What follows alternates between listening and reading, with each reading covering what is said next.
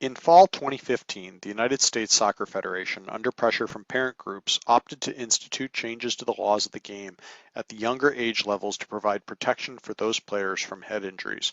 This has led to a formal program from U.S. Soccer aimed at players, coaches, parents, and referees to better prevent and deal with traumatic brain injury. As part of U.S. Soccer's player safety campaign, players 10 years old and younger are prohibited from heading the ball in practice and in games.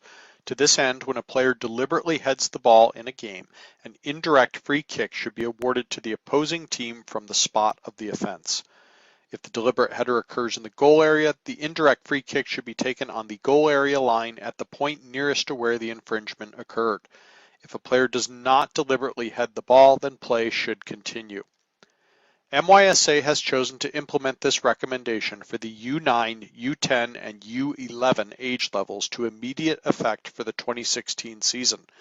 It is probably natural that one might have some questions about the implications of this new rule, so we're going to provide clarification over the rest of this presentation. First, age groups. Understand that the only age levels that this rule affects is U11 and below. For U12 and higher, there are no changes to the heading rules. There are recommended limitations on heading in practice, but the focus of this presentation is the application of the laws in games that are officiated by referees. So for the sake of simplicity, that is going to be the limit of our focus today. Second, when to apply this. In U11 and lower, it is when a player deliberately plays the ball with his or her head, play should be halted and an indirect free kick is awarded to the opposing team. The formal rules of Law 13 apply as they pertain to indirect free kicks. If a defender heads the ball within his or her own goal area, the attacking team is awarded an indirect free kick on the edge of the goal area parallel to the spot of the contact. In all other cases, the indirect free kick is awarded at the location where the player headed the ball. If an attacker heads the ball in the opposing goal area, the team awarded the indirect free kick may take the ensuing free kick anywhere within that goal area. The challenging aspect of the enforcement of this rule is going to pertain to misconduct. I can assure you that there has been a lot of debate over this among state referee committee members across the country. In Minnesota, we're going to apply common sense to the application of this rule, but in applying that common sense, we're going to have to provide some specific instructions and recommendations for officials. For example, let's say that in a U10 game, a team launches a shot on goal and a non-goalkeeper defender standing on his or her goal line jumps up and heads the ball off the goal line. This being a U10 game, it's not permitted. An indirect free kick should be awarded to the attacking team at the edge of the goal area parallel to the spot where the ball was headed. That part is fairly simple. However, the defender just committed an infraction punishable by free kick to prevent a goal from being scored. Should that defender be sent off for denying a goal scoring opportunity or a goal through an offense punishable by free kick? The short answer is, good God, no. Let me explain. For starters, this is U11 and lower. We're talking about 5th graders and younger. Frankly, none of you should be showing red cards in U9 or U10 games for anything. More so, and yes, we will revisit this in a minute, we probably don't even need to be showing yellow cards to 5th graders and younger. I know I've heard the arguments, when are they going to learn? And my answer to that is, not yet. We're going to reference one of our old podcasts from June 2013 where we gave the instructions to not send off kids at this age level. If a player does this, first hold up the restart and explain to the player what he or she did wrong. Second, explain to the player that committing an illegal play to halt a goal could result in the player being kicked out of the game when they get older. And third, go explain this to the player's coach and remind the coach that heading is not permitted at this age level, and remind the coach that committing an offense punishable by free kick to prevent a goal or goal scoring opportunity could result in the player being kicked out. Ask the coach if they would like to sub the player out to discuss it. At that point, it's up to the coach. You've done all you can and you should do to educate this young player for the future. I hate to go off on tangents, but inevitably this discussion follows with, well, what if the player is committing serious foul play or violent conduct? You still don't want us to show a red card? Briefly, I would prefer that you don't.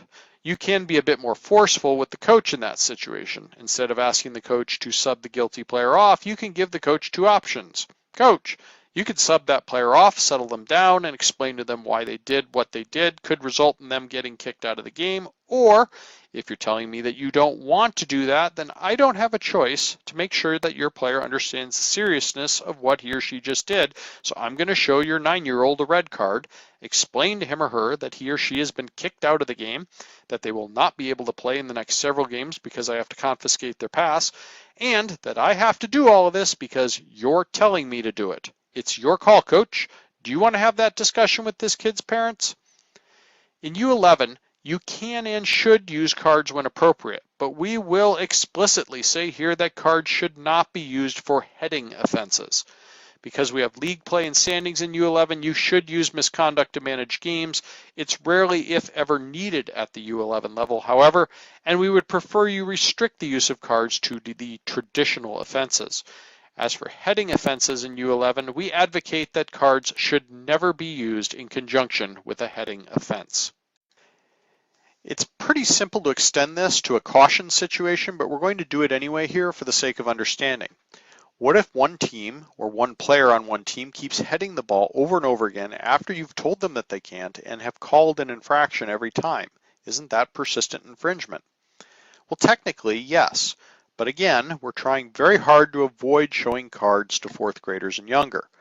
So maybe after the third time it happens, we're going to drag the player over to the coach, and we're going to ask the coach politely to substitute the player off and explain to the player that they cannot continue to infringe on the rules.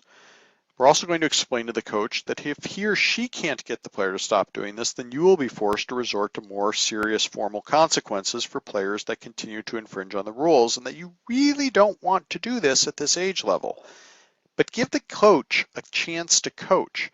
If the coach doesn't want to help you, then you probably have no choice. Next time it happens, give a yellow card for persistent infringement, even to that third or fourth grader. But you don't do this until you've given the coach at this age level a chance to correct the behavior themselves. Please understand that while we would like every referee, parent, player, and coach to understand this extremely significant rule change, some just aren't going to be aware of it. There's a difference between punishing a player and coaches who are expected to know the rules. So for example, at U11 and higher, where we keep standings, and those who may not be aware of them, especially when the players are very young, such as U10 and younger. At most U10 and below age levels in MYSA, standings aren't kept, and teams receive participation medals for tournament games instead of first or second place trophies. We want you to work with the coaches at these age levels to enforce the rules, not against the coaches. Give the coaches a chance to correct mistakes. Don't be looking for an opportunity to flash a card in a 9-year-old's face. Instead, make sure that you do everything you possibly can before you have to resort to this. One final situation has been brought up with regards to this rule, that of advantage. Can advantage be played off a deliberate header at U11 and below? It is our recommendation that the only time advantage be applied to this is when the ball ends up in the goal prior to the referee being able to blow the whistle within 1 or 2 seconds after the offense. If a player attempts to prevent the ball from entering the goal with a header and fails, count the goal, explain to the player what they tried to do is not allowed. If a ball is headed and the opposing team immediately kicks the ball into the goal off the header before you have a chance to call the header, allow the goal. But at all other times, kill the play with a whistle and call the indirect free kick. The spirit of this new rule is to protect young players from injury. If a U11 or lower player goes down with a broken leg, but his or her team has an opportunity to score, we don't play advantage in that situation because the health of the player trumps everything. This rule has been implemented to protect the health of the players. Therefore, if a U11 or younger player heads the ball, you should make the call if you can in order to reinforce the rule that players at this age level are not allowed to head the ball. Routinely playing advantage in this situation will send a message that we might ignore it if the other team would somehow benefit from the header. And that's not the message that U.S. Soccer is trying to send here. They want to stop young players from heading the ball. This message is delivered most effectively if it is called every